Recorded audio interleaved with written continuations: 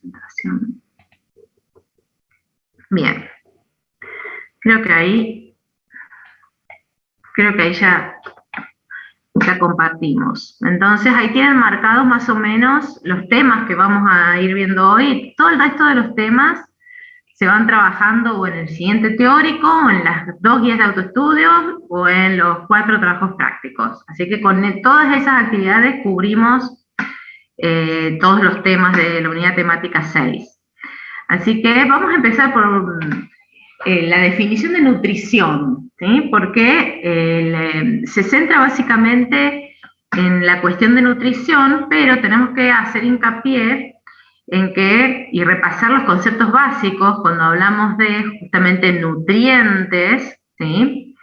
Como entrada de energía, y cuando hablábamos de que esa energía es utilizada y se elimina, hay salida de energía como subproductos del metabolismo, de ese metabolismo que se utiliza porque en las distintas funciones básicas, ¿se acuerdan? Homeostasis, crecimiento, reproducción, y que basándonos en el concepto de que es un sistema negentrópico, por eso tenemos que exportamos la entropía que se genera por todas estas actividades metabólicas. Y justo es lo que hace a lo que llamamos sistema de la nutrición. Fíjense que cuando hablamos de la nutrición como sistema, es un concepto muy amplio que incorpora todo lo otro que estuvimos viendo, ¿sí? Que estuvimos trabajando sobre la incorporación y el transporte de gases, esta semana van a trabajar sobre la parte digestiva, el transporte de los nutrientes y de los gases en el sistema cardiovascular, y a partir de la unidad temática 7, la parte de excreción. Fíjense que todo hace al sistema de la nutrición. Pero hay más que esto, que es lo netamente biológico cuando se habla del sistema de nutrición. Y por eso acá volvemos a recordar el concepto de sistema, porque este recorte que ven acá en líneas, sería que está representado el recorte bien biológico que estamos haciendo en estas unidades temáticas de la nutrición como gran sistema que incorpora otros subsistemas, que serían todos estos que están acá en distintos colores y que tienen interacciones entre ellos. Ahora nos detenemos más en la visión, como hablábamos, como hemos visto en los tipos de pensamiento, más analítica de cada uno de los subsistemas, para el año que viene comenzar a revisar bien todas las interacciones. Y siempre recuerden que la frontera o el límite del sistema lo establece el que investiga el sistema, el que está estudiando el sistema. Por eso podemos considerar al sistema digestivo como un subsistema de la nutrición o como un sistema en sí mismo. O sea que siempre es importante establecer cuál es el sistema y cuáles son los subsistemas para después entablar las interacciones. Y de esas interacciones entre todos estos subsistemas surge justamente el concepto de homeostasis, donde la homeostasis cuando hablamos de homeostasis de cualquiera de los nutrientes, homeostasis del medio interno, con todos los componentes que hacen ese medio interno, tenemos que tener en cuenta lo que hablamos del balance, o sea, de esa entrada y esa salida, que ahora vamos a volver sobre el concepto de balance, y la regulación. Ahora hablamos de los ingresos, las salidas, los depósitos, y el año que viene incorporamos la otra parte, que es la regulación. Entonces, cuando definimos nutrición, cuando hablamos de este gran sistema, ¿sí? Fíjense que hablamos de un conjunto de procesos que es amplio y complejo. Entonces hablamos de procesos biológicos, que son los que hacemos hincapié en este cuatrimestre, psicoemocionales, socioculturales, que vamos a hablar un poquito ahora de algunos aspectos socioculturales, asociados ¿con qué? Con la obtención, o sea, con la obtención del alimento, la ingesta, la digestión, la absorción, el metabolismo y la eliminación de desechos. Por eso es un gran sistema el de la nutrición. Y obviamente que a partir de ese concepto surge la definición del nutriente, como sustancia contenida en los alimentos, Y ahí entonces eso nos lleva directamente a la diferenciación entre nutrición y alimentación. Como esa alimentación es un subsistema de la nutrición, del gran sistema de nutrición, porque hace solamente un pedacito de una sola dimensión del sistema, que es el conjunto de acciones voluntarias, modificables, pues tienen que ver con conductas, que hacen que se seleccionen y se ingieran determinados alimentos que contienen a su vez determinados nutrientes, ¿sí? Y eso genera lo que conocemos como hábitos alimentarios y que uno lo puede vincular a un tipo específico de dieta. Entonces fíjense que el conjunto de alimentos que se consumen como hábito alimentario sería lo que definimos como dieta. Las sustancias que se ingieren son los alimentos que contienen los nutrientes. Y esos nutrientes se obtienen a partir de todo este complejo de justamente procesos que tienen todas estas dimensiones. Y una de las dimensiones que hay que incorporar cuando hablamos de la dieta y la evolución, que nos explican el cómo se llegan a determinadas situaciones en la actualidad. Fíjense que, y acá lo vamos a vincular cuando hablábamos del desarrollo del cerebro, ¿se acuerdan cuando hablábamos de en la unidad temática 1? Cuando hablábamos del hombre como ser biopsicosocial, el impacto del cerebro, de la evolución del cerebro, bueno, acá también hay una correlación entre el cambio de dieta de todos los homínidos de la filogenia del Homo sapiens. Fíjense, acá estamos nosotros, Homo sapiens, esto es la capacidad craneal, estos son los millones de años, y acá que está marcado, que hace 2 millones de años los australopitecinos, que son del árbol filogenético del Homo, comenzaron con el consumo de carne. Si bien otros simios, de los grandes simios que están emparentados con el hombre, también son carnívoros, son omnívoros en realidad.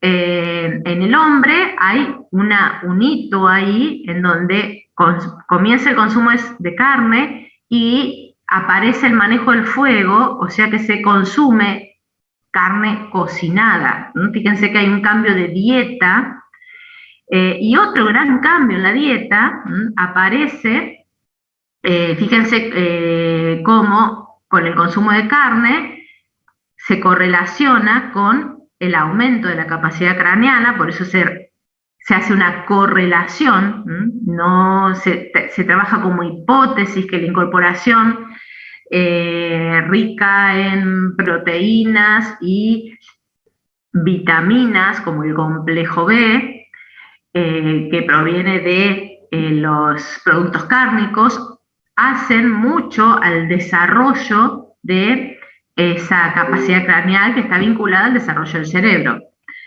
Y fíjense que cuando se comienza a estudiar ya en el periodo histórico, ¿sí?, donde aparece el consumo de cereales, o sea que cuando ya se establecen las comunidades, comienza el consumo de cereales porque se siembra, cambia o se incorpora otra cosa importante en la dieta, pero eso ya no tiene mayor impacto en el desarrollo de esa capacidad craneal, o sea que se lo vincula mucho en esa correlación el consumo de carne con ese incremento rápido en la capacidad craneal.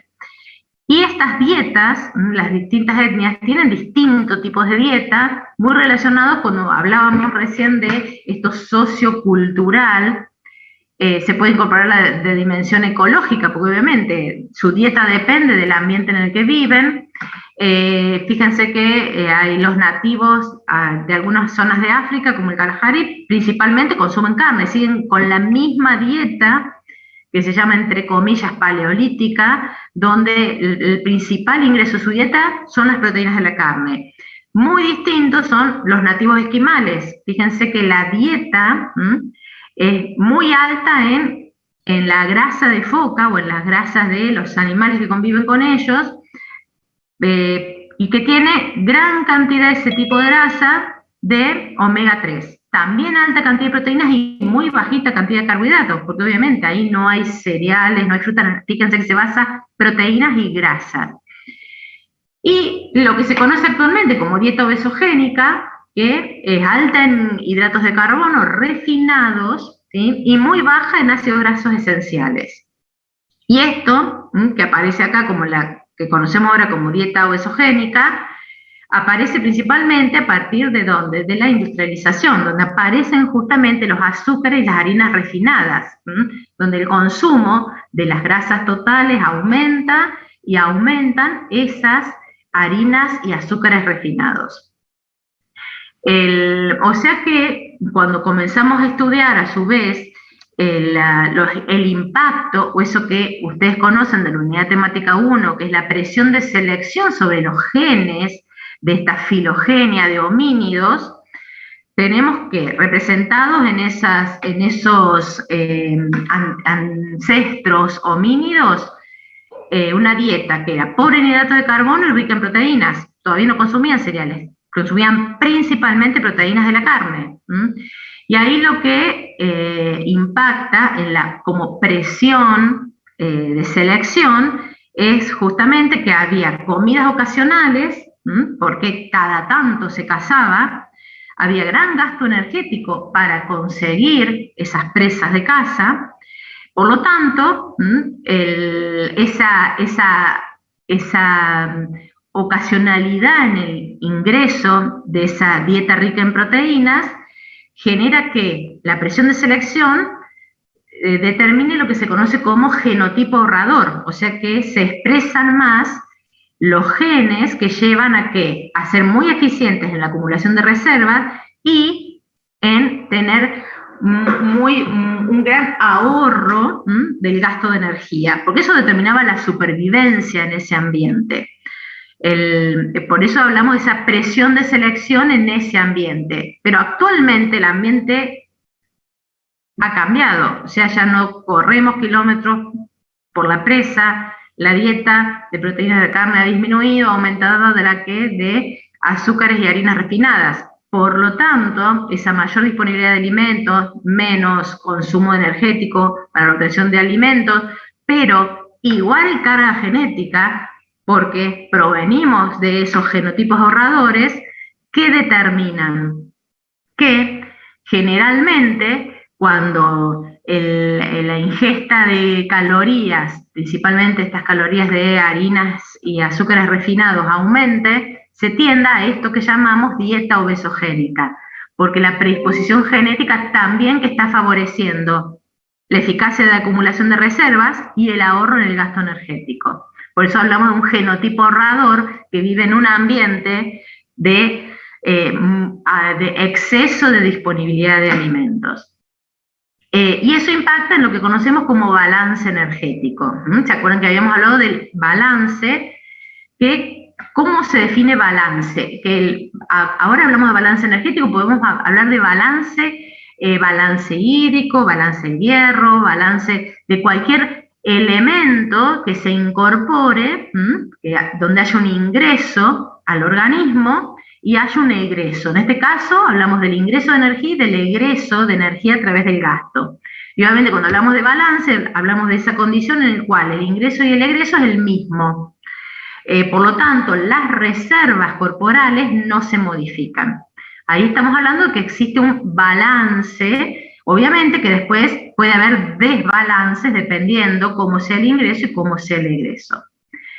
El ingreso de energía se da por la dieta, se da por la alimentación, ese primer evento que es por actos voluntarios, dijimos, y por lo tanto es sobre ese evento donde impactan todo lo que es sociocultural, económico, emocional, por eso hablamos de la percepción de hambre.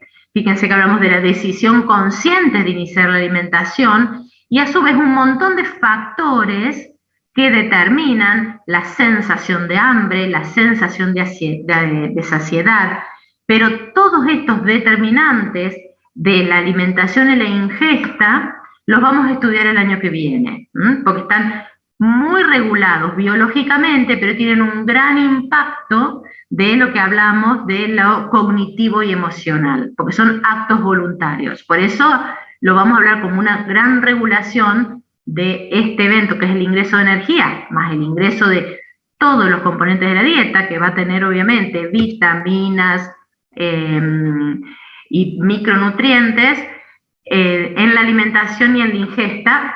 Todos estos factores los vamos a desarrollar el año que viene. Lo que tienen que tener claro entonces es que el único ingreso de energía cuando hablamos de balance energético se da por la alimentación. Ahora, los alimentos que consumimos, los componentes de los alimentos que consumimos son los que se van a transformar en la energía disponible para todos los procesos biológicos. Pero no todo el valor energético de los alimentos, eso que están ustedes analizando ahora, cuando ven las etiquetas de lo que están consumiendo, se transforma directamente en energía disponible, porque hay como una cascada de gasto, y fíjense que es más, acá que tenemos energía en las heces y energía en la orina, o sea que tenemos acá parte del gasto energético de esa cascada y que, fíjense cómo cambia, que la energía neta o metabolizable, o sea, la energía disponible para esos procesos biológicos, no es exactamente la misma, fíjense que disminuye, ¿ven? Y principalmente, ¿cuál disminuye? La de las proteínas es la que más disminuye, como energía disponible. Y cuando hablamos de esa energía disponible, justamente la que genera ATP, por eso hablamos de energía neta o metabolizable, o sea, es aquello que contienen los alimentos que se va a terminar convirtiendo en ATP.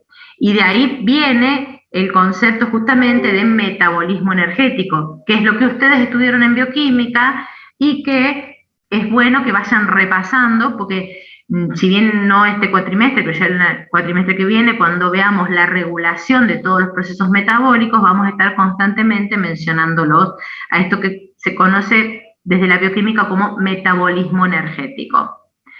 Entonces, esa energía metabolizable está siempre vinculada ¿a qué? A una termogénesis, porque es lo que vimos, ¿se acuerdan cuando aplicábamos la ley de la termodinámica y explicábamos al organismo como un sistema negentrópico? ¿Se acuerdan que hablábamos que uno de los desechos que se da por este metabolismo es el calor? Por lo tanto, en todos los pasos en los que se utiliza esa energía metabolizable, hay termogénesis, o sea que hay generación de calor, o sea que todos los pasos del gasto energético generan calor, están asociados a una termogénesis. Y es lo que vamos a ver ahora, todas esas termogénesis asociadas al gasto energético o egreso de energía, que tiene tres componentes básicos: el asociado a la actividad física, el asociado a la dieta y el gasto energético basal, que fíjense que sería parte de los fundamentos teóricos de lo que ustedes están ahora analizando en el informe. Y cuando vemos la proporcionalidad, el gasto energético basal es el 60% de ese gasto energético, el asociado a la dieta es un 10% y a la actividad física un 30%, que obviamente va a depender de varias cosas, varias cuestiones sociales, culturales, de composición corporal que ahora vamos viendo, pueden variar un poco estos porcentajes generales.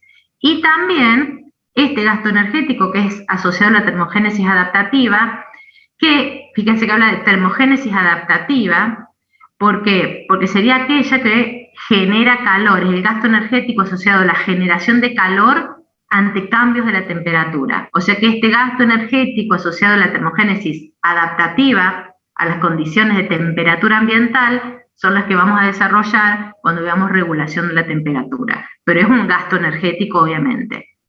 Entonces, cuando hablamos del gasto energético relacionado con la actividad física, que es uno de los parámetros que ustedes tienen que analizar de su propia actividad física, obviamente que decíamos dependía del estilo de vida. porque en los sedentarios va a ser ese porcentaje que veíamos ahí, 10-12%. Si es deportista, sobre todo cuanto más de élite sea el deporte, el gasto energético asociado a la actividad física programada como deporte puede llegar a un 50%.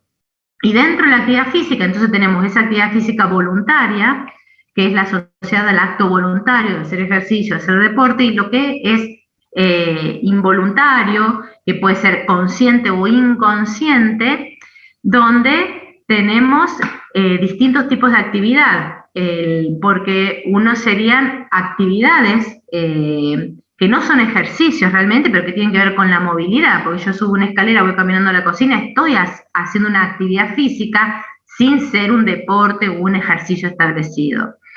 Y hay otro tipo de actividad física, fíjense que hablamos de espontáneo, que ¿qué sería? El cambio de postura, el rascado, o sea, todo eso implica movimiento muscular espontáneo y totalmente inconsciente, que también es parte del gasto energético vinculado a la actividad física. Y obviamente que tiene un ritmo circadiano muy marcado, porque principalmente este gasto relacionado a la actividad física se da, fíjense, vinculado a qué? A la actividad vinculada al ciclo de luz o al estado de vigilia. Y obviamente está asociada a una termogénesis, que se llama termogénesis asociada al ejercicio.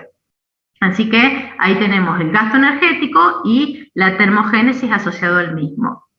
Profe, sí. Disculpe, ¿de dónde sacó el porcentaje? Porque en los libros, en los textos que nos dieron, por lo menos en el que llegué a leer, anoté que es entre el 25 y el 75 o sea, del gasto energético total, lo que corresponde a la actividad física.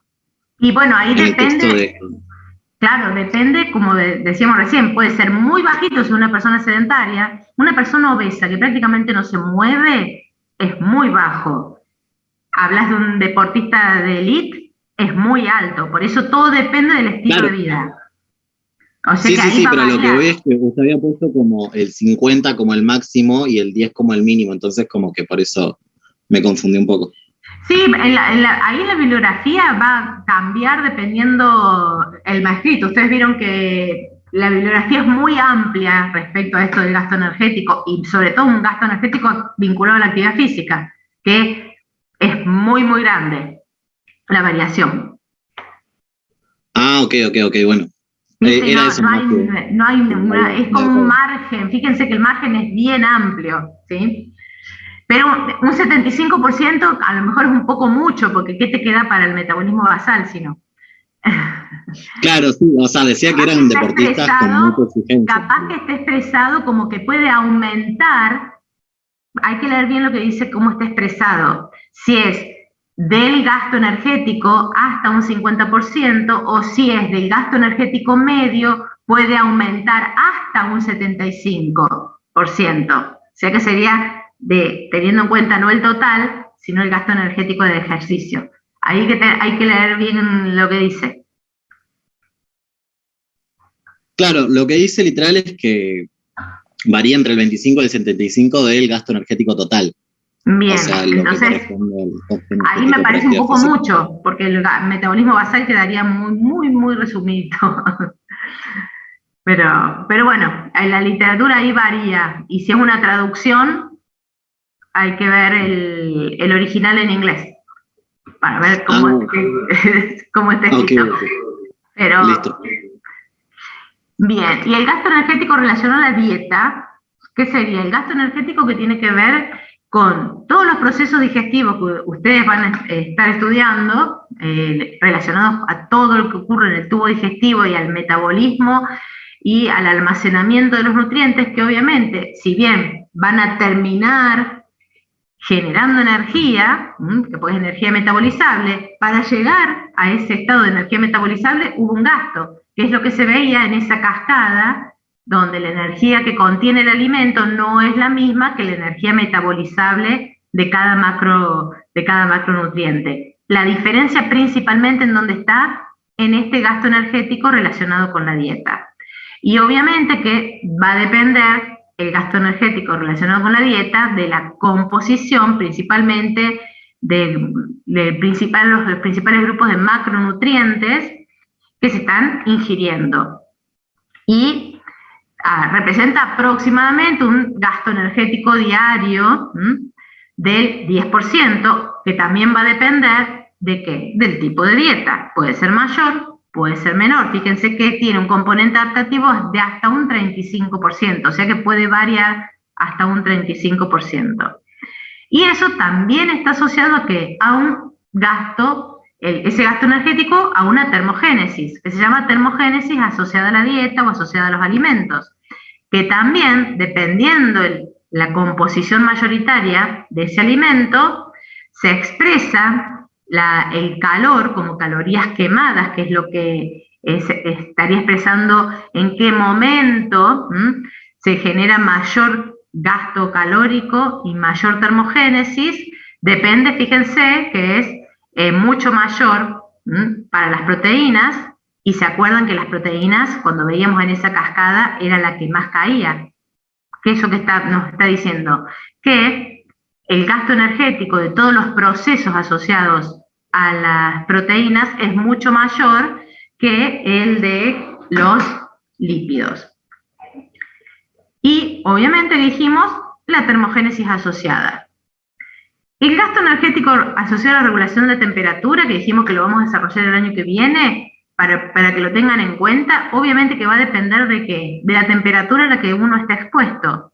Y a medida que la temperatura ambiente va disminuyendo, el gasto energético asociado a esa temperatura, que es esa que habla de la adaptación, ¿sí? Que es adaptativa este gasto energético, porque es la adaptación del organismo a temperaturas ambientales que van disminuyendo. Ven que va aumentando a medida que va disminuyendo la temperatura ambiental.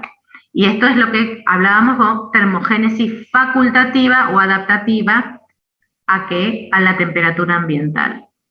Y el otro componente que sí, que es el mayoritario en las personas que tienen una actividad física normal, una dieta equilibrada, el mayor porcentaje del gasto energético se llama gasto energético basal, y que tiene que ver con el mantenimiento de las funciones vitales del organismo, con esa homeostasis, que obviamente ese gasto energético también va a depender de qué, de la etapa de la vida, ¿sí?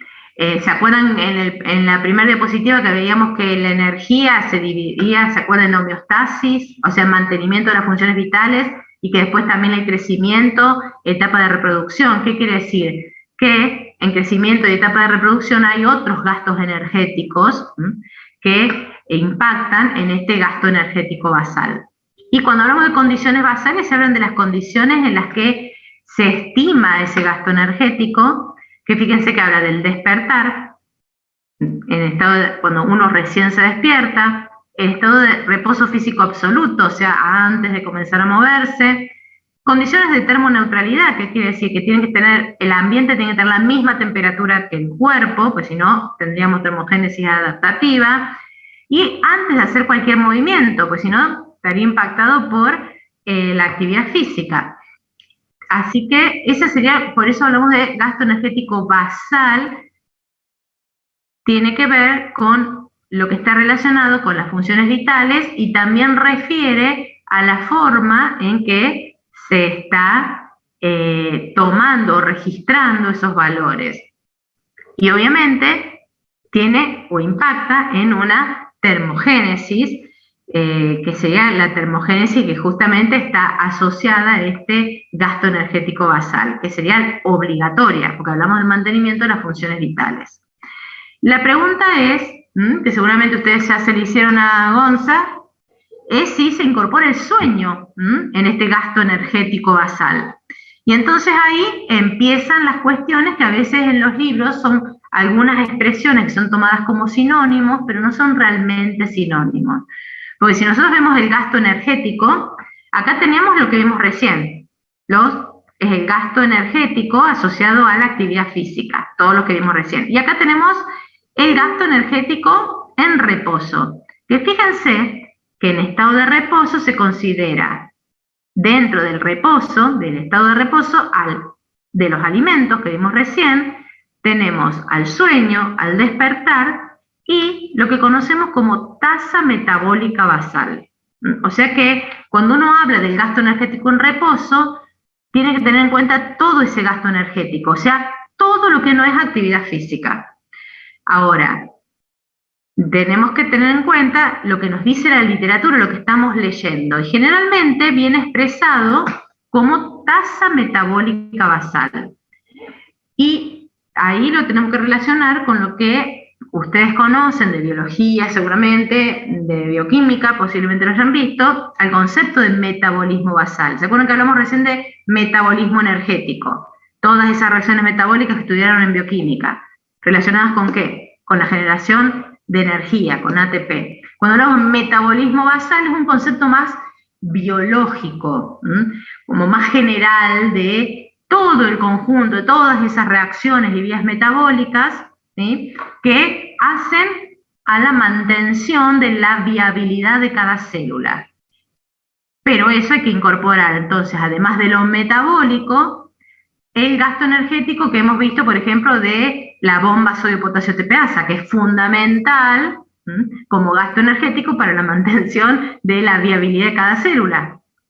¿Sí? O sea que no es solamente el metabolismo basal considerado solo las cuestiones vías metabólicas, sino también el gasto energético que impacta sobre los procesos que hacen viable a la célula.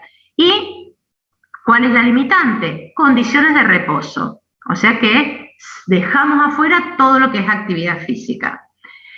Y la forma de medir o estimar ese metabolismo basal es lo que se llama tasa metabólica basal. Cuando ya aparece la palabra tasa, nos está diciendo está relacionando cosas.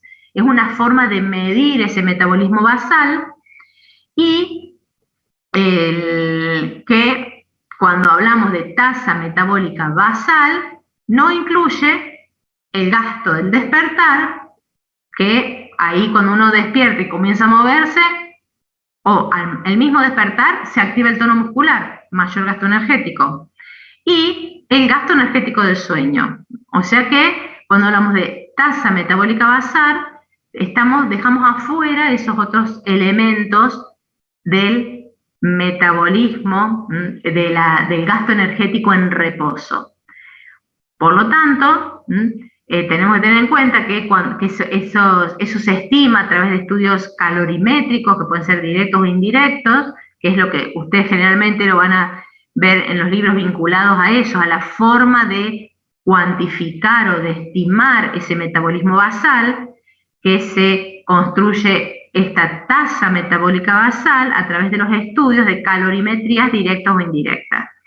Ahora, ¿qué quiere decir tasa? Cuando hablamos de tasa hablamos de velocidad. ¿Sí? Fíjate que lo que sería la tasa sería la velocidad de conversión o la velocidad a la que se utiliza la energía disponible por unidad de tiempo. Por eso aparece como caloría por unidad de tiempo. Y volvemos a las condiciones basales. Por eso hablamos de metabolismo basal cuantificada por tasa metabólica basal, donde hablamos de al despertar, en reposo. Fíjense que habla de reposo físico y psicológico, porque el cerebro gasta muchísimo, la tasa metabólica del cerebro es altísima, como vimos en los teóricos. El ayuno, en ayuno de 12 horas, o sea que quiere decir que no hay ningún proceso digestivo que implique gasto energético, termoneutralidad, y fíjense que acá incorpora también etapa no reproductiva y fase circadiana no activa, o sea que también eso nos habla de que hay impactos en ese metabolismo basal cuando hay cualquier cambio en esas circunstancias. Y entonces, cuando vemos en los libros tasa metabólica en reposo, nos estamos refiriendo a esto, que es distinto de la tasa metabólica basal. ¿Y cuál es una de las principales diferencias? Es que se hace sin ayuno de 12 horas. O sea que ese tubo digestivo en actividad puede estar generando gasto energético. Pero tenemos que tener en cuenta que a veces en los libros, por eso acá se los puse, se usa metabolismo basal, que es el concepto general, tasa metabólica basal, que es la forma de cuantificar o estimar el metabolismo basal, y tasa metabólica en reposo, que no son distintos, pero en los libros a veces aparecen como sinónimos. Y las diferencias numéricas entre una tasa metabólica basal y una tasa metabólica en reposo, fíjense que varían alrededor como máximo un 15%, pero conceptualmente no son exactamente lo mismo. Y ¿se acuerdan que nos había quedado esto del sueño? ¿Sí? Porque hablábamos de la tasa metabólica basal y el sueño, que impacta muchísimo en ese gasto energético en reposo, y que se estima que el periodo de sueño conlleva, si bien no hay tono muscular, o sea que esto está prácticamente descartado, generalmente que se mantiene ayuno de 8 horas, no hay efecto térmico de los alimentos, pero hay un montón de actividad de procesos cerebrales y de procesos de reparación celular que implican un gasto energético importante. O sea que, fíjense que para 8 horas de sueño, que es lo que se estima que es lo normal, fíjense que hay un gasto de 440 kilocalorías y 570 kilocalorías por las 8 horas de sueño, que obviamente para ese gasto en reposo se suman a esa tasa metabólica basal. Y a su vez hay que tener en cuenta que esa tasa metabólica basal está influenciada por la composición corporal. Aunque fíjense acá que estamos viendo la correlación en qué, entre el peso y el gasto calórico de kilocalorías por día. Fíjense que a medida que aumenta el peso, ¿sí?, aumenta la tasa metabólica. Ahora, hay que tener en cuenta la composición corporal, y cuando hablamos de composición corporal, lo que van a estar ustedes estudiando la semana que viene en el laboratorio de antropometría, para ver cómo se diferencia lo que es la composición corporal, porque si bien puede ser el mismo peso, pero la composición corporal puede ser mayormente tejido adiposo, mayormente tejido muscular, y ahí viene una diferencia importante en cuanto al impacto del metabolismo de ese tejido adiposo, o sea, el gasto metabólico del tejido adiposo y el gasto metabólico del tejido muscular, que es mucho mayor el gasto metabólico del tejido muscular, comparado con el adiposo, ¿sí? Acá está la comparación, ¿sí? Fíjense que 1 kilo de músculo por día gasta 13 kilocalorías y 1 kilo de grasa por día de la composición corporal 4,5. Por eso hablamos de que el gasto energético de esa composición corporal es distinta. Pero a su vez siempre tener en cuenta, que es lo que hablábamos recién, que esa tasa metabólica basal, cuando lo vemos por órgano, fíjense que si bien el músculo puede ser normalmente un 40% del peso corporal y el cerebro un 2%, fíjense, la tasa metabólica del cerebro es del 17 y la del músculo es del 20. Por lo tanto, también hay que tener en cuenta, ¿sí?, la actividad de cada órgano, lo cual impacta en esa tasa metabólica basal. Otro impacto importante es el tamaño corporal. Y acá entonces, fíjense que tenemos el peso, o más la masa en kilos, y la tasa metabólica expresada en ¿qué? En litros de oxígeno por hora. Y acá que tenemos ubicados, distintos animales, porque tienen distinta masa corporal, y fíjense que obviamente el ratón tiene mucha menor masa corporal que el hombre.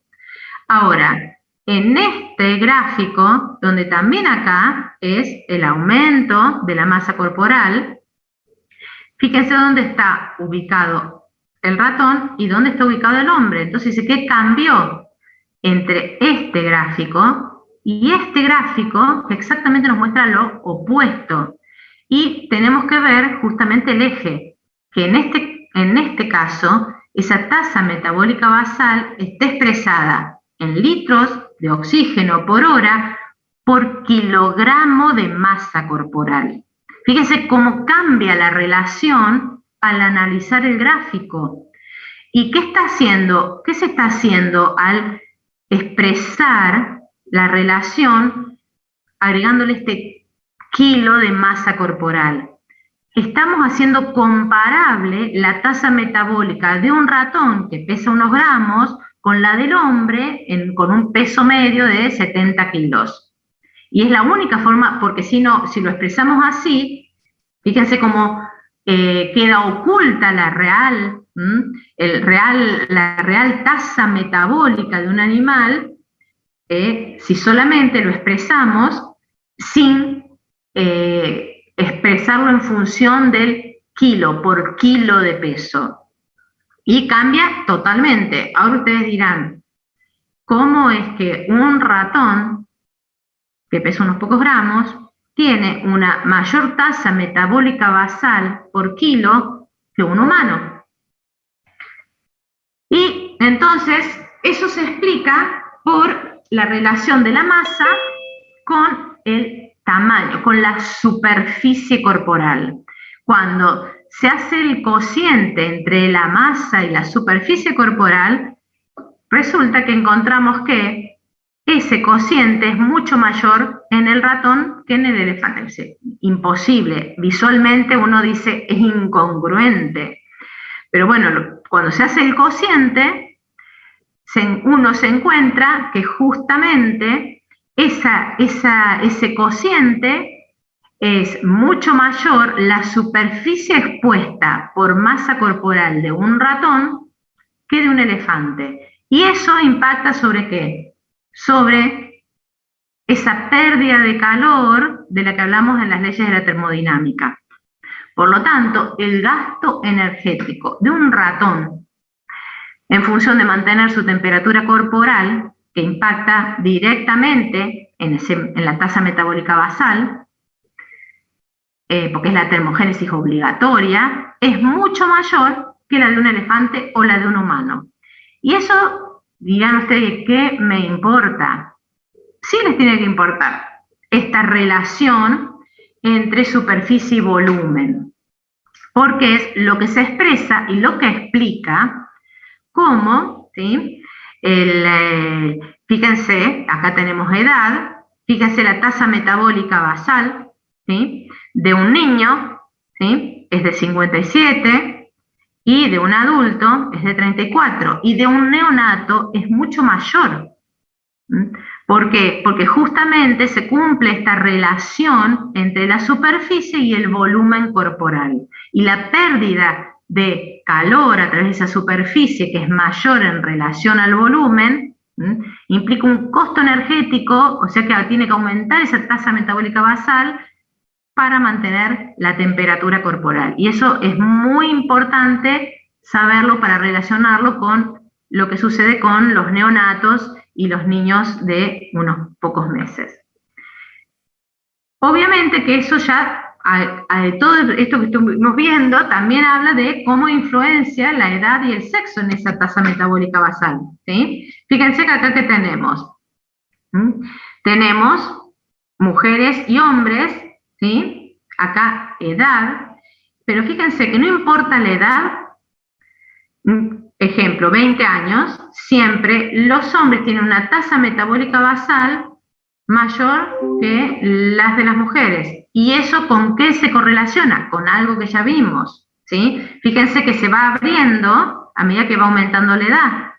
¿Y con qué lo correlacionamos? Con los cambios en la composición corporal. El aumento de la masa muscular en el hombre es mucho mayor que en la mujer, donde generalmente hay un mayor porcentaje de composición corporal de tejido adiposo. ¿Y se impacta en qué? En cómo se desarrolla la diferencia entre estas dos curvas.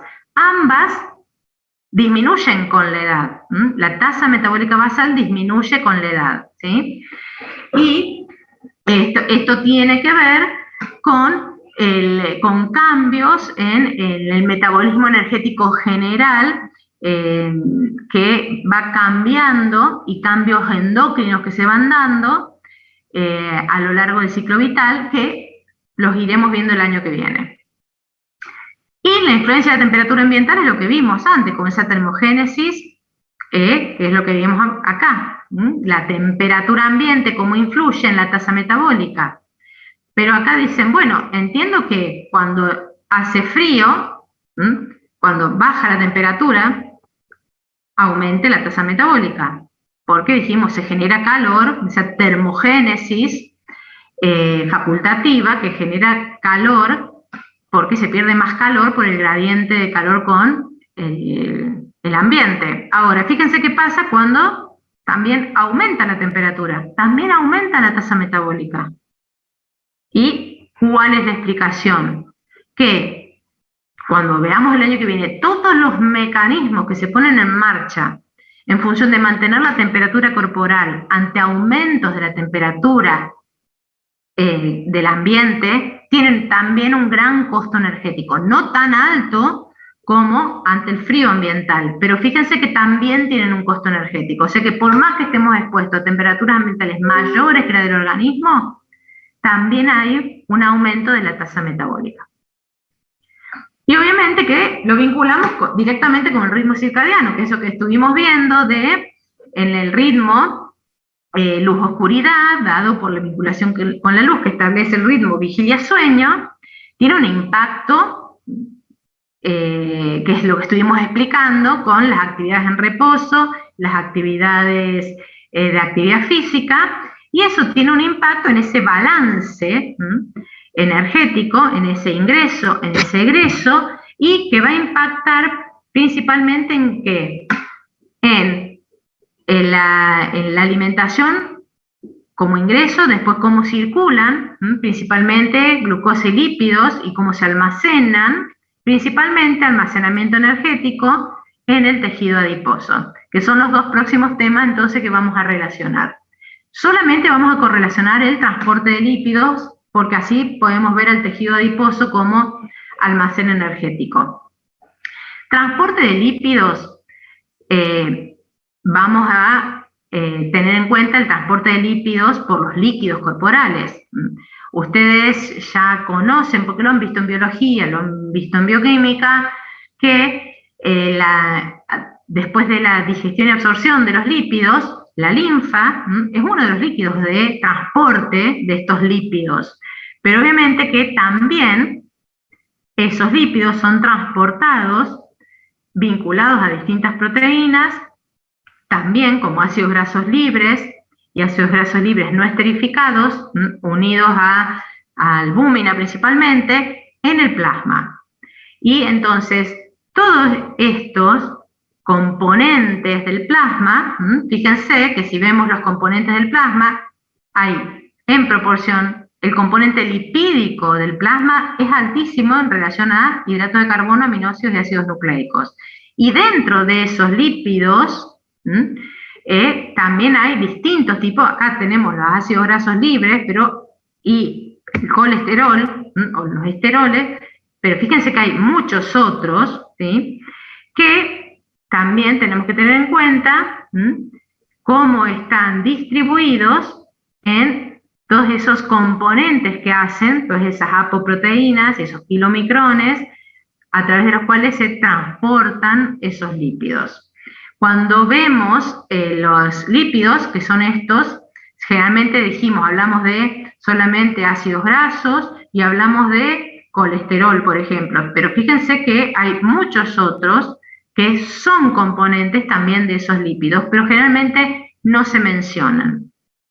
Y ese colesterol, que saben ustedes ya porque lo han estudiado, vamos a hacer hincapié en lo que ya han estudiado, que acá se los recalco, en química, ¿sí?, que repasen todo lo que hace a la clasificación de los lípidos, y principalmente de bioquímica, todo lo que hace el metabolismo de los lípidos, fíjense, digestión, absorción, dinámica de esas lipoproteínas que estamos mencionando ahora como principal forma de transporte. Todo esto justamente es lo que ustedes han visto, en parte cuando hablamos del colesterol, como la vía exógena y la vía endógena, que tiene que ver con el manejo del colesterol en el organismo. Entonces, acá les hacemos hincapié para que repasen estos conceptos que ya han visto en 2 de las asignaturas previas. Y cuando, por ejemplo, hacemos un apartado sobre el colesterol, podemos hablar del balance, para que veamos justamente nuevamente el concepto de balance. Lo vimos para energía. También se puede aplicar el mismo concepto del colesterol. ¿Qué tenemos? Ingreso de colesterol al organismo a través de la dieta. Una dieta normal, 300 miligramos al día. También hay síntesis de colesterol en el organismo, principalmente en el hígado, 800 miligramos por día. Se eliminan, fíjense, principalmente a través de la bilis, o lo que no se absorbe, esos esteroles fecales. ¿Cuánto da? 1100 miligramos por día. O sea que eso sería lo que hablamos de balance, ¿ven? Que se mantiene un balance más allá de todos estos intercambios dentro del organismo, que ahora vamos a ver cómo se denominan. Cuando hablamos de balance, hablamos de cómo se correlacionan el ingreso con el egreso, y están en balance si lo que ingresó, ya sea exógeno por la dieta o endógeno por la propia síntesis del cuerpo, es igual a lo que egresa. Entonces, los otros términos, todo eso que vemos que es lo que pasa con ese colesterol que se está transportando, que está ingresando y que está saliendo de los distintos órganos, específicamente de las membranas de las células, es lo que hablamos de recambio y pool.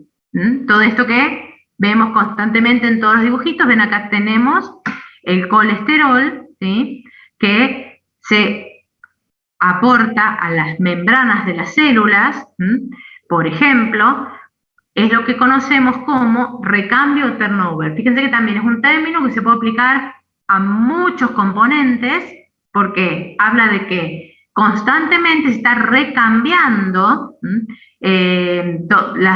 los componentes de las estructuras, por ejemplo, en este caso el colesterol de las membranas, y obviamente que esa velocidad de recambio va a depender de la velocidad de la síntesis, de la utilización, de la degradación que tenga, de la eliminación y de la propia vida media. O sea, también hay un turnover de aminoácidos, un turnover de las distintas hormonas. O sea, cuando hablamos de recambio, turnover, estamos hablando de eso, de que no es una constante. Si bien hay un balance, lo que ingresa es igual a lo que sale, no quiere decir que lo que esté dentro siempre sea lo mismo, sino que constantemente se está haciendo ese recambio. Y cuando hablamos del pool, sería el conjunto de ese componente determinado, que en este caso sería el pool de colesterol, que se puede almacenar, por eso hablamos de pool de almacenamiento o de reserva. Hablamos de un pool funcional, que sería el que está intercambiándose con las membranas, por ejemplo acá. Hablamos de un pool que está circulando libre, por ejemplo, porque no está acoplado a ninguna otra estructura que lo transporte.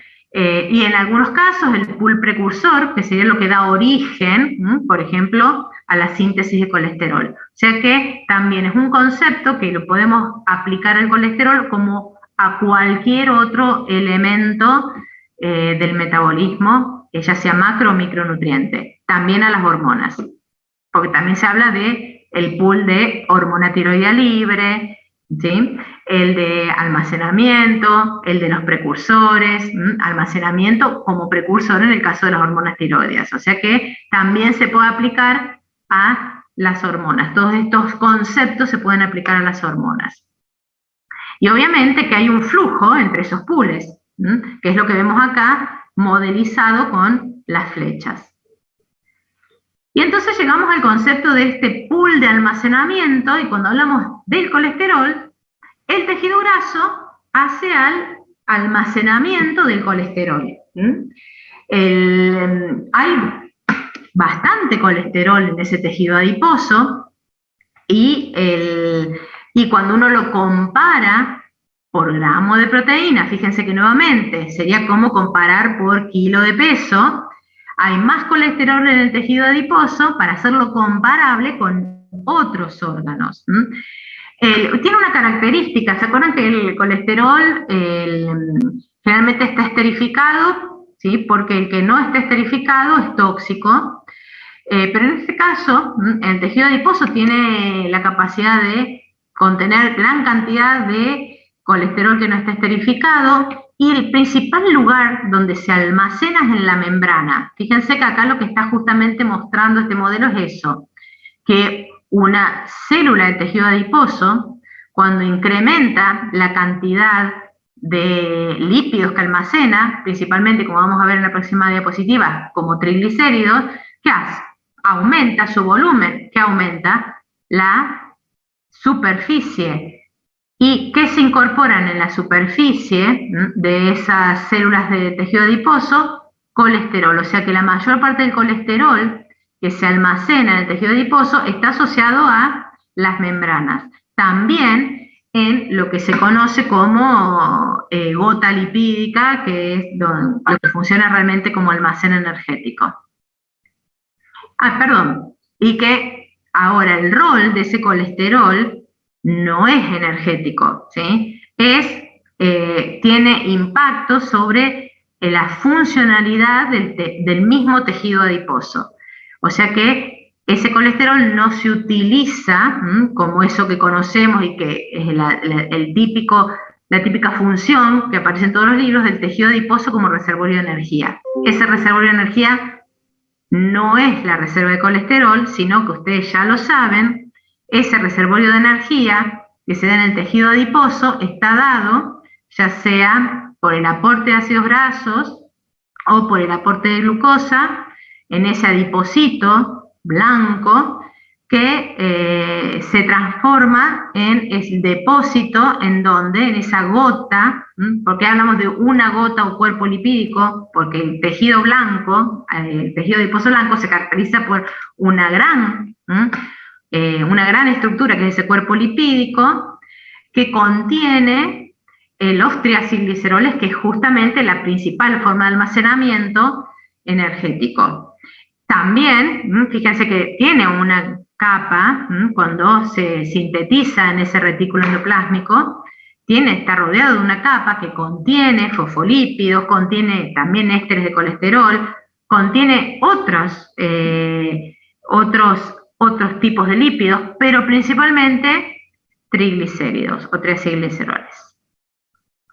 Para que repasen eso, fíjense, traten de repasar en histología justamente que tienen todo lo que habla de tejido adiposo blanco y tejido adiposo pardo o marrón, porque también existe, ustedes ya como lo han visto en histología, lo que se conoce como tejido adiposo marrón. Y en este caso no está especializado como almacén energético, sino en la generación de calor, o sea, asociado con lo que hemos estado viendo de termogénesis. Y eso obviamente implica una estructura distinta, que es lo que ustedes estudiaron en histología, donde fíjense que tenemos un tejido adiposo blanco, fíjense que está poco irrigado, grandes células, tienen una gran gota donde están acumulados esos triacilglicéridos.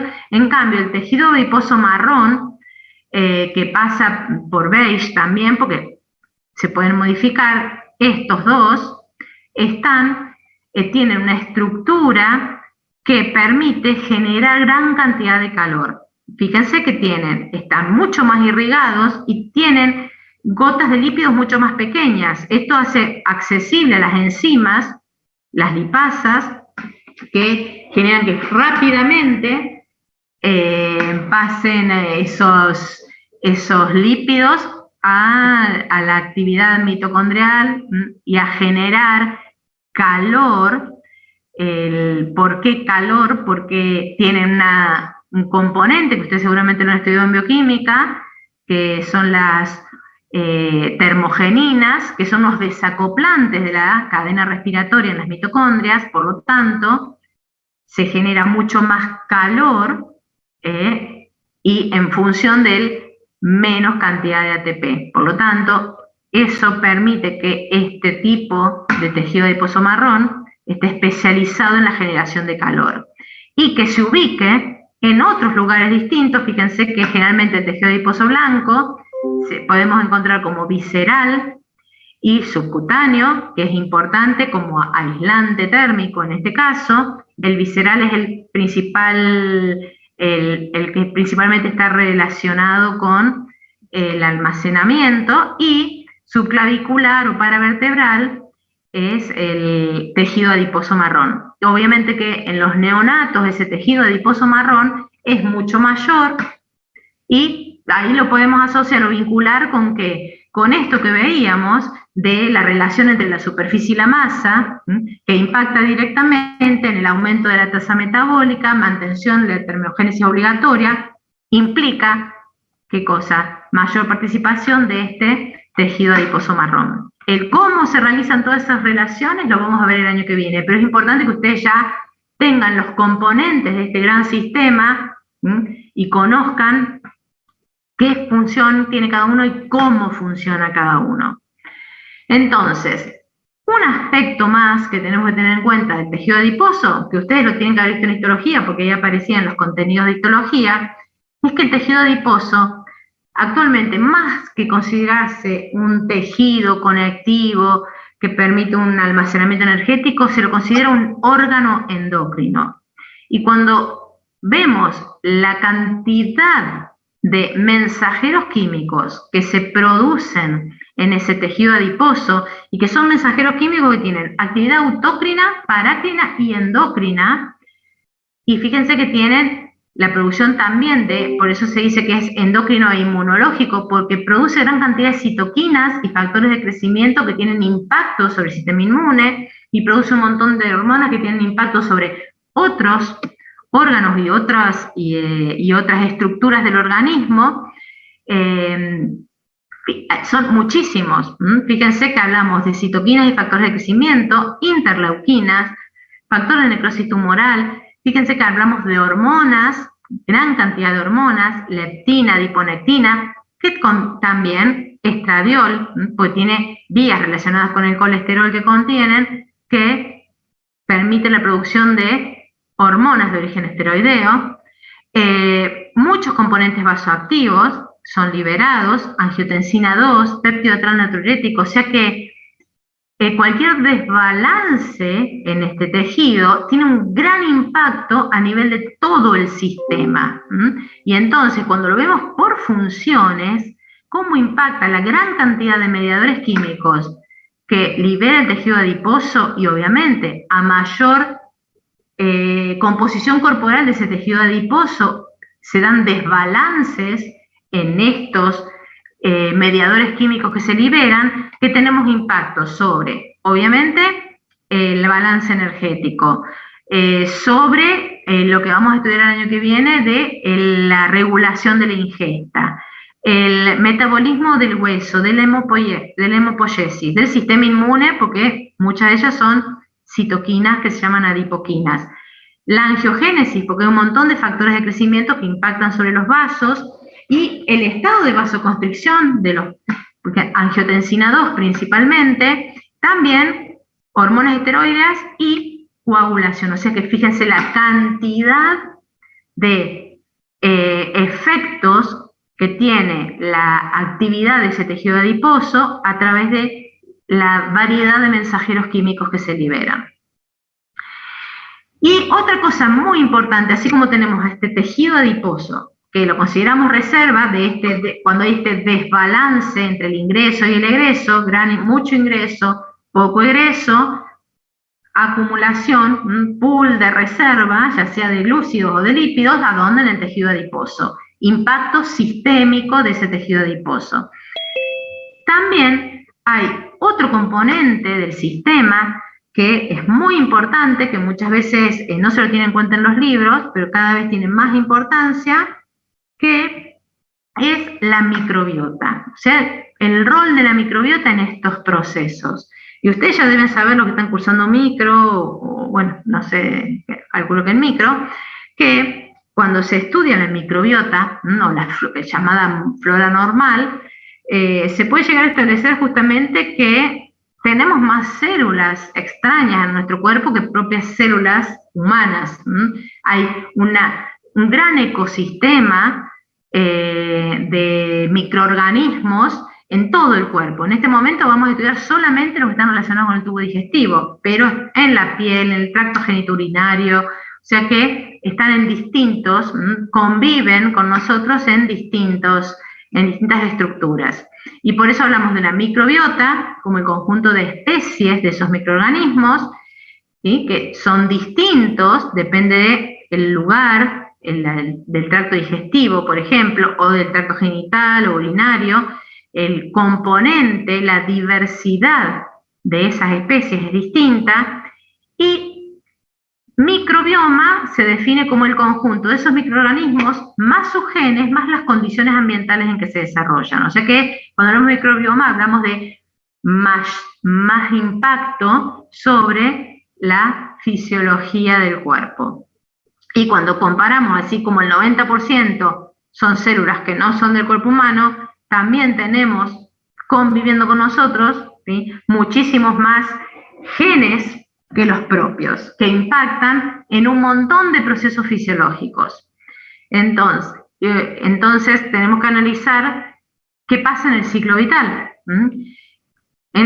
Acá cuando se observa el cambio en el ciclo vital, tenemos que al nacimiento se considera que en el útero es un ambiente estéril y que el primer contacto con esta microbiota se da o ya sea en el canal vaginal de la madre, donde hay microbiota, o en la cesárea, porque los mismos cortes, la misma piel, la misma manipulación, aunque sea por cesárea, también pone en contacto al neonato con la microbiota materna. O sea que sería como una transferencia vertical de madre a hijo de la primera microbiota que se tiene contacto durante el nacimiento.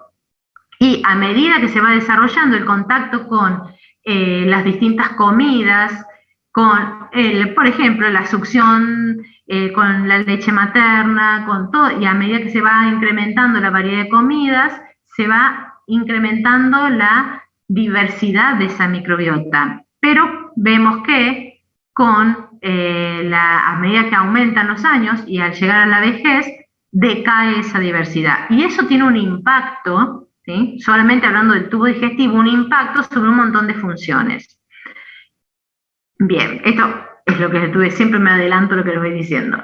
En el caso del tubo digestivo, cuando hablamos de esa microbiota en el tubo digestivo, fíjense que acá que vemos que la microbiota del estómago, en la cavidad bucal hay una gran cantidad, pero fíjense, que esté elevada a la 8 o 9 potencia por mililitro, o sea que hay una gran diversidad. Fíjense que en el estómago decae, tenemos un pH ácido, muy pocas bacterias, fíjense que decae 7 veces, y después comienza a aumentar nuevamente, y en el colon, fíjense que está elevado a la 12ª potencia, es donde mayor cantidad de bacterias, de microbiota hay, pero no a lo mejor es tan diversa. O sea que va aumentando de un extremo al otro.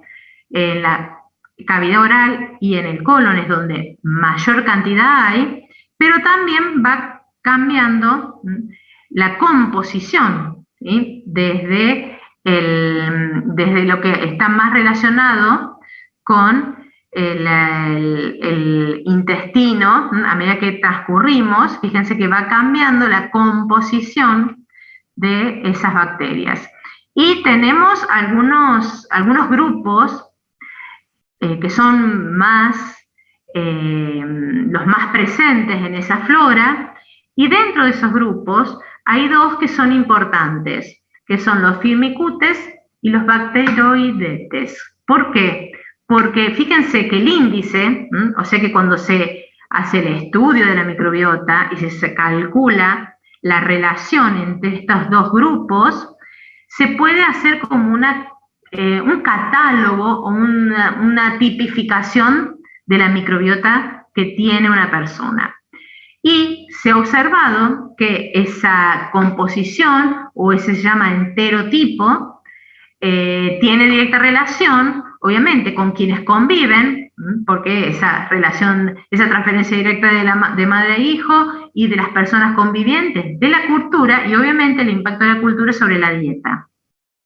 Y eso hace justamente a los distintos enterotipos. Y podemos, sí, así como grandes extremos, interpretar que cuando la dieta es poco diversa, hay muy baja calidad y muy baja diversidad de microbiota. Y a medida que se incorporan elementos distintos a la dieta, aumenta la diversidad de esa microbiota.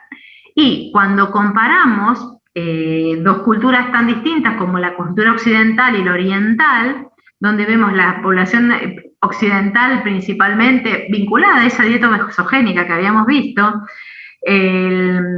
la diversidad de bacterias es muy baja, que cuando se compara, por ejemplo, con la dieta japonesa, donde es muy rica en distintos tipos de algas, por ejemplo, que no es, ahora sí, todos comen sushi, pero hace mucho tiempo nadie comía sushi en el occidente.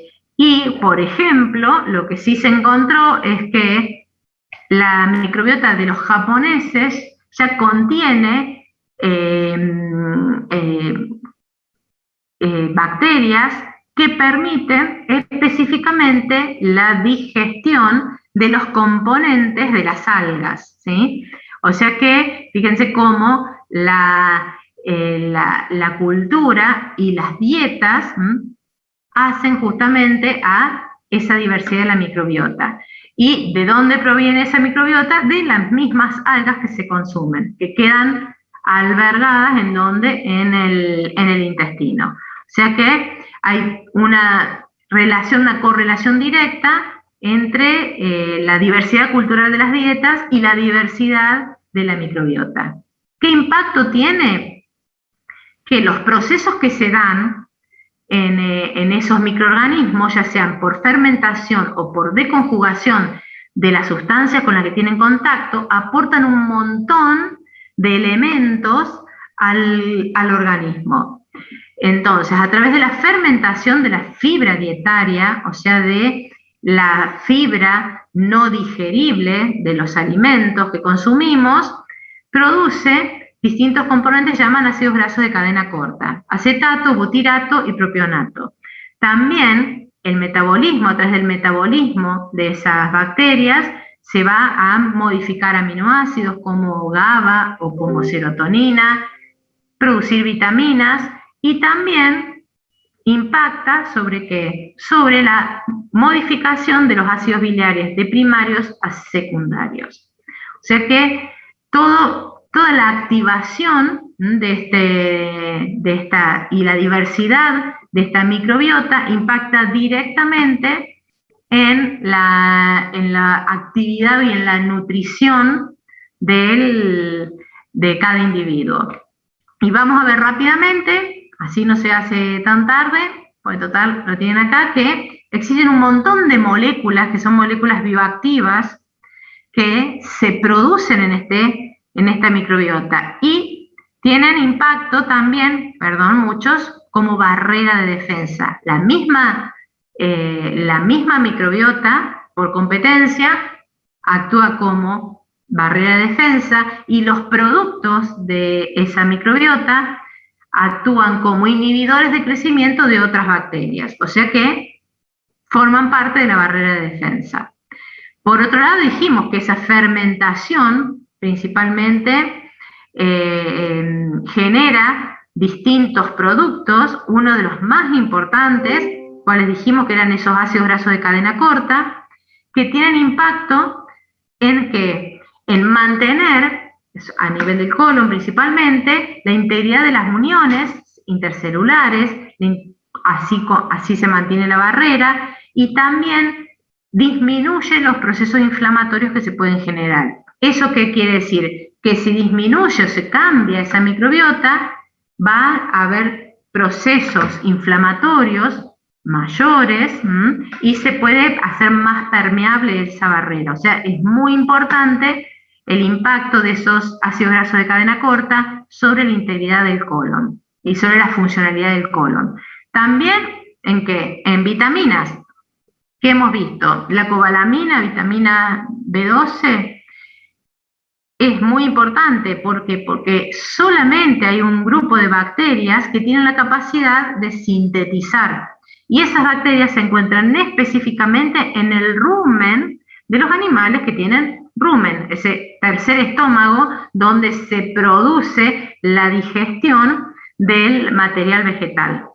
Y es por eso que después se pueden absorber y pasan a estar contenidos en los productos cárnicos de origen animal. De allí, justamente, que se explica que los productos cárnicos contienen este elemento que no contienen otros alimentos. En el caso de la vitamina K, es importante.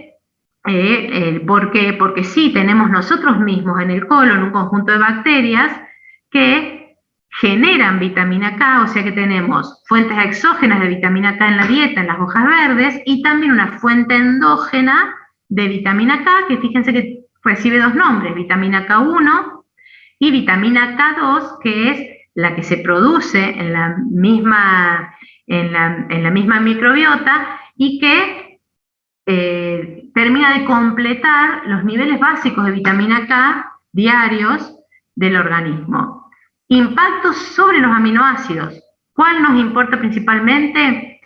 El manejo de un aminoácido esencial como el triptofano, que tiene un impacto importante porque la microbiota tiene más vías de metabolización del triptofano que el mismo ser humano. Fíjense que tiene una vía que genera serotonina, otra vía que genera quineurinas, y el mayor porcentaje de metabolización del triptofano se da por esta vía, no tanto por la vía de la serotonina. En cambio, las bacterias de la microbiota producen principalmente triptamina, y cuando vemos, fíjense, todas estas bolitas que están representadas como mayor son los productos de la metabolización de la microbiota del triptofano que viene en la dieta, que da un montón de productos que tienen impacto sobre la indemnidad de la barrera. Por lo tanto, es muy importante a nivel inmunitario. También sobre la producción de hormonas enteroendocrinas como GLP-1, que vamos a ver que tiene un gran impacto sobre la homeostasis de macromoléculas y homeostasis energética. De la producción local a nivel del tubo digestivo de serotonina, que regula la motilidad gástrica. O sea que tiene un gran impacto la acción de esta microbiota sobre el propio, a nivel local, sobre el propio intestino, y también a nivel de productos que se generan por la presencia de estos metabolitos, como el GLP-1.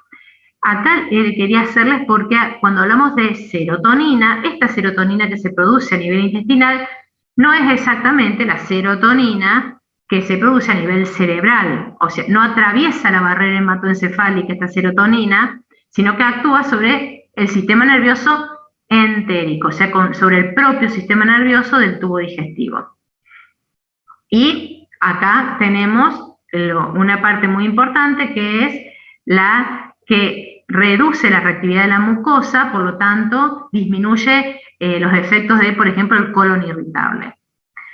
Y para ir terminando, creo que nos quedan dos efectos. Fíjense la importancia de la microbiota, que es, por ejemplo, en la composición de los ácidos biliares. Dijimos que esos ácidos biliares que se secretan durante el proceso digestivo, que pasan al tubo digestivo, son modificados a ácidos biliares secundarios por esa microbiota, y varios de ellos son reabsorbidos a ese nivel, ¿sí?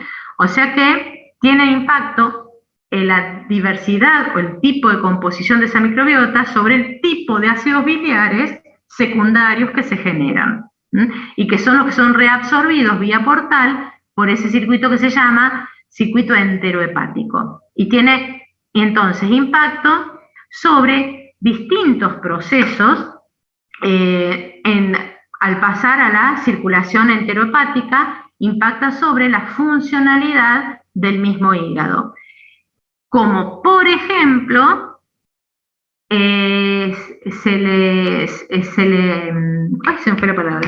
podemos interpretar que hay cierto tipo de bacterias que son lácticas que tienen impacto sobre el manejo del colesterol. ¿A través de qué? A través del tipo de sales y ácidos biliares que se generan, y que a su vez también las propias bacterias inhiben la formación de micelas en el tubo digestivo. Estas se encuentran a nivel del duodeno. También, como el colesterol se une a ellas, disminuye el colesterol que puede ser absorbido, y entonces disminuye lo que está disponible para pasar al tubo digestivo, del tubo digestivo al torrente sanguíneo. Generan ácidos grasos de cadena corta que disminuyen, también compiten en esas micelas con el colesterol, o sea que tienen impacto sobre el manejo del colesterol en el tubo digestivo y tienen efectos de disminuir los niveles de colesterol sanguíneo. Por lo tanto, tiene impacto esta microbiota en lo que habíamos comenzado a hablar al principio, que es el balance energético. ¿Y qué se ha observado? Que cuando está alterada, porque disminuye la diversidad. ¿Qué quiere decir que disminuye la diversidad? Que hay aumento de cierto tipo de esas bacterias, que entonces generan una proporción distinta de metabolitos que impactan sobre la regulación metabólica y tienen un impacto energético que hace que se genere un desbalance y tienda a la acumulación de adiposidad. Fíjense, cuando se compara la microbiota de personas delgadas, que mantienen el balance energético, con obesos, se observa que, fíjense acá, hay algún grupo que no está clasificado, pero acá ¿qué pasa? Tenemos un conjunto de bacterias que está disminuido en obesos, y acá, en este caso, los firmicutes se mantienen prácticamente iguales. O sea que principalmente tiene que ver con este grupo de bacterias que se cree que impacta ¿se acuerdan que veíamos la tasa entre los dos, firmicutes y bacteroidetes? Entonces ahí lo que cambia es esa tasa, porque acá tenemos 35 contra 23, por lo tanto, se cree que justamente ese enterotipo es el que favorece el depósito digamos, la desregulación energética que lleva al depósito de lípidos en distintos tipos de tejidos. A su vez, ¿qué se pudo observar? Que en la presencia de estas bacterias que generan que se optimice, o sea, que de cada fibra que se consume, porque se acuerdan que las fibras eran las fermentadas, que se producían un montón de productos, que la recuperación energética de kilocalorías de la digestión bacteriana de esas fibras es mucho mayor. Fíjense que llega a un 30% más. Y eso hace a un desbalance energético, porque cuando está presente este enterotipo, ¿qué quiere decir? Que el ingreso energético es 30% más, que cuando lo comparamos con el otro enterotipo. Por lo tanto, ahí se ve el desbalance energético que puede llevar o que puede estar relacionado con la generación de obesidad.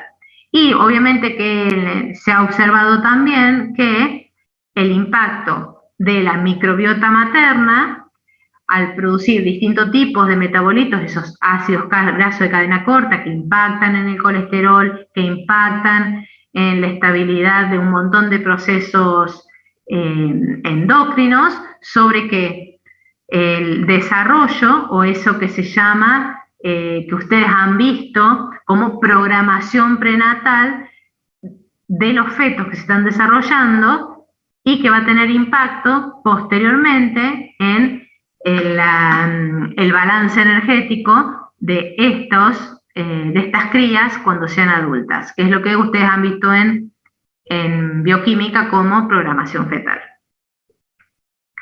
Y por último, justamente, entonces, de allí viene actualmente, de toda esta investigación sobre el gran impacto que tiene la microbiota, que actualmente se habla mucho de los probióticos, que serían justamente aquellos fármacos, no son fármacos, son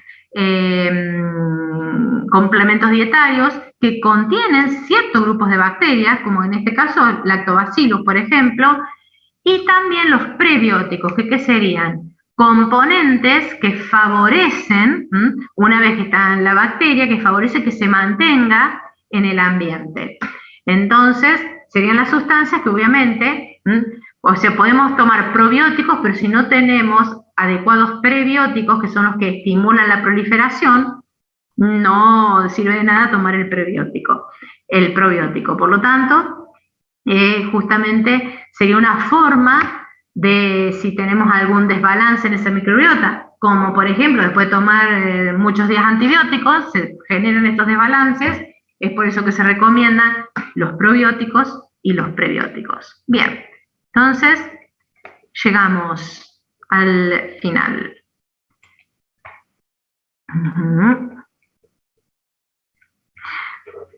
Bueno, chicos, no sé si había algún comentario. No sé si tienen alguna duda específicamente sobre esto. Fíjense que hay un montón de cosas que vamos dejando y vamos hablando de que lo vamos a integrar, porque falta todo el componente endocrino el año que viene. O sea, todo esto de regulación de la ingesta, regulación de la coordinación metabólica. Ahí vamos a terminar de ver el impacto sobre lo que se llama eje intestino-cerebro, el impacto de esta microbiota, todo eso. Entonces termina de cerrar todas las vinculaciones, como veíamos en este sistema, las interacciones entre los componentes, terminamos de cerrarlos el año que viene.